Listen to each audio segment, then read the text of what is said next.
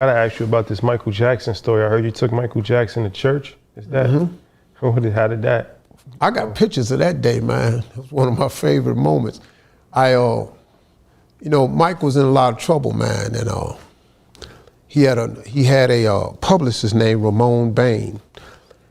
And me and Mike was cool over the years. I always hung out with him and talked with him, and like, I was the only one that ever called him the N-word and stuff like that. I just talked crazy to Mike, because he needed that, he just, hey man, hey, nobody got no time for that. So one day, Ramon called me and said, Steve, Michael want to talk to you. I said, what's up, Mike? He said, man, I need to go to church. I just want to go to church. And I said, he said, well, can you take me to church? I said, yeah, man, I'll take you to church, because Mike thought they was going to convict him. And he said, Steve, I didn't do this, man. I just believed him. I've never believed that about Mike. I know him, I've been around him, and that's just me. Everybody else with these, that last one that came out, he did it. That's you. You don't know. Where all this stuff come from after he dead. And then anyway, that's a longer story, but they just was doing this, brother. So he said, hey man, I want to go to church. So I said, okay, man. So I called up my buddy Chip Murray that owns Chip Murray Episcopal AME Church over off of Jefferson and Adams off of Crenshaw. Adams over there, somewhere in that area off of Crenshaw. And I called him up. He said, Michael wants to come to this church. And I said, yeah, man, he wants you to talk with him and pray for him. And so I said, Mike, I'm gonna come pick you up and we can go to church. So Mike had took the entire floor of the Beverly Wilshire Hotel and gutted it and just turned it into his own place. So I came up there and Mike met me at the door on a moped. Because he was crazy, man, that's it. He had another one, but he said, come on, let's go down to the apartment. I said, Mike, a moped, dog, I'm 6'2". What is it? It's just a little bit. So ride the moped down the end, we're gonna get up and go in the place. And I'm looking at this place and I'm going, this is incredible. He done gutted the whole floor and just made it his apartment. This is incredible. So I'm in there, man, and I said, Mike, we gotta go to church. It's black people, we gotta go now. We gotta get parking and everything. I said, Mike, did you tell anybody you was going to church? Oh no, I wanted it to be a secret. I said, okay, cool. I told Chip Murray, man, we get in the car. First Mike goes to get dressed and he comes out dressed. And I went, Mike, fuck you got on? So where you going, man? What is this you wearing? What's the matter? This is my suit. I said, what you dressed like Captain Crunch for? Where's you going with all these bars on your shoulders? That's no military. We're going to church, man. You got one stripe on one leg. I said, where your suit at, man? Black people, we wear suits, ties. This is all I got. Steve, this jacket is $20,000. I'm going, what? The dude would spend money on stuff. So I'm laughing at him. So we go get in the car. He said, man, this is great, man. Are they good? Do they have a great choir? I said, man, they be jamming. So we get down off the 10 and we turn on Crenshaw, and it's cars from the 10 all the way down Crenshaw, all up Jefferson out. People all on the side. Where, Michael? I'm going, what the hell? I said, Mike, I thought I told you, ain't tell nobody. I never opened my mouth. Well, the preacher told somebody Michael was coming, and the word got out. Let me tell you something, man. It was people from Belgium, Argentina, Amsterdam, signs from everywhere. People from all over the world flew in to see this guy go to church. So we finally, took us a long time to get through all the crowd and stuff. Police escorts got everybody out the way. We get to the church, it's packed. This Easter. It's a regular Sunday. It's Easter in here, man. It's packed. So before the service start, I get him in the back with the preacher, Chip Murray. Chip Murray prayed for Michael. He told us, he said, Mike, you're going to walk away from this.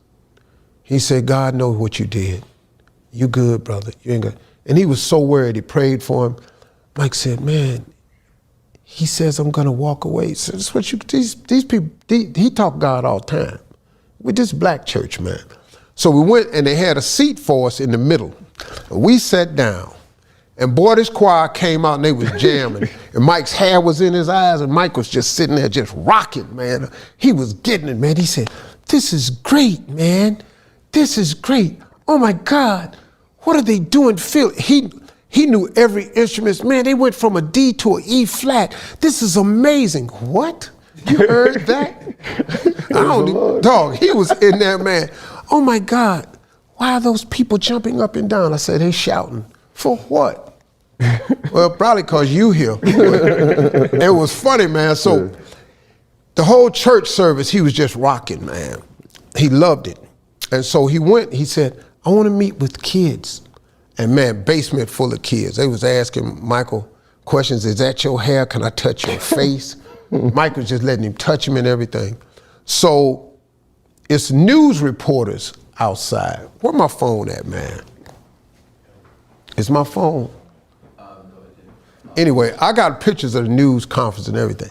So Mike says, I don't want to talk to anybody. Steve, go out there and talk for me. I say, ain't no problem. Got the right one. Look, man, his microphones, man, I mean, everywhere, everybody was there. Steve, we want to talk to Michael. He ain't coming out. Not happening. You know, hey, well, Steve, we want to talk. I say, hey, man, Mike said he ain't coming out and he want me to talk for him. I go out in front of all the mics. Steve, where's Michael? We want to talk about it. Mike ain't coming out. We have questions for Mike. I said, Mike told me to answer all the questions, so go ahead. Why did he come to church? I say, you know, he liked church music. Why did he pick this church? He said, he didn't, I did. I told him which one to come to. Well, when's he coming out? I said, when he come out, we're gonna get straight in the car. We don't want to talk to you, we want to talk to Mike. I said, hey man, tell you no motherfucking more, Mike ain't coming out here. Now we ain't in the church right now. So and you know, this me back in the day before I had all these shows. I ain't had nothing to lose, dog. I'm lighting their ass up and I'm aggravated cause the dude don't want to talk to me. I'm going, well damn, I'm all you gonna get. So what is Michael doing now? He's talking to he's talking to the kids. About what? Why are they allowing children in the basement with Michael? I said, hold on, man. Where you going with this here? I said, I say, press conference over. So I go in the back. So we talk with the kids along until Michael say, Steve, I'm ready to go. I said, all right, man. So I told security, go get the car, bring it around. We walking out there to get an umbrella for Mike and all this here. We walk to the car and we get in the car. I say, Mike, listen, man, it's people all the way down here. I just want to shake their hand. I said, Mike, you can't shake these people's hand, dog. You know where we at? We're Crenshaw. This ain't what we finna do. So Mike's sitting over there and this ass rolled the window down. He over there by himself. He rolled the window down. Man, these people was reaching in, man, tearing his clothes off. They're pulling me. I said, roll your window up. Shut up all that whining and shit. Mike, and roll your window up. You're gonna crush their hand. Man, fuck their hand. But I got that window up and this dude's hand was caught in the window. He said, and so now the car picking up speed and the dude is running with his hand crushed in the window. Real thriller. So Mike said, Steve, stop the car. He's gonna get hurt. Man, fuck him. We all gonna get hurt if we don't get out of here. So I told the dude, speed up, man. So the driver sped up and I opened the window just a little bit and he got his hand out. He said, Steve, you were gonna drag the poor man. I said, didn't I tell your ass not to open the window? Shit is your fault, Mike. He said, you crazy, you just talking to me so crazy. I said, I'm trying to save your ass. You don't know how to fight in here talking about, they're tearing my clothes off. What is your ass? Fuck you think they gonna do? So we get all the way back to the hotel and they take us through the back. And Mike done stepped in some gum somewhere. So we on the elevator and he raised his foot up and his gum down from his foot down to the floor. He said, Steve, there's gum on my shoe. I said, Man, what the fuck I'm supposed to do? I said, Mike, I don't get gum off nobody's shoe, man. But it's on my shoe. Now, security, they up there laughing their ass off because nobody talked to Mike like that. But it's gum on my shoe. What the fuck I'm supposed to do? So, man, rub that shit off. The elevator opening, them 2 damn mopeds. I said, man, we ain't got time for this shit. Let's walk down here. That's legendary. That was a true story.